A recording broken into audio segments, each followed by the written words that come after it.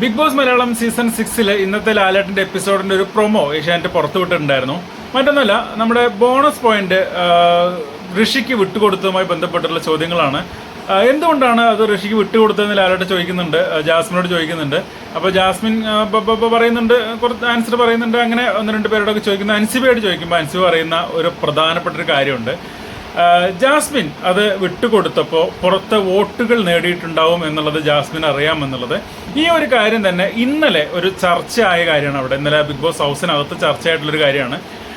അത് സായി, സിജോ, അർജുനാണെന്ന് തോന്നുന്നു. ഇവർ 3 പേരിരുന്ന് സംസാരിക്കുമ്പോഴാണ് എന്ന് തോന്നുന്നുണ്ട്. സായി പറഞ്ഞ ഒരു കാര്യം, 10 പോയിന്റുകൾ, എത്ര പോയിന്റാണെന്ന് അറിയില്ല, 10ഓ 15ഓ എത്ര പോയിന്റാണ് കിട്ടുന്നതെന്നുള്ള അറിയില്ല. ആ പോയിന്റുകൾ വിട്ടുകൊടുത്തപ്പോൾ ജാസ്മിന് കിട്ടിയത് 10,000 വോട്ടാണ് എന്നുള്ളതാണ് സായി പറയുന്നത്. അത് സിജോടാണോ അർജുനോട് അവരുടെ സംസാരിക്കുന്നതിനിടയ്ക്കാണ്. ആരാണ് എന്നുള്ളത് എനിക്കിപ്പോൾ കൃത്യമായിട്ട് ഓർമ്മയില്ല.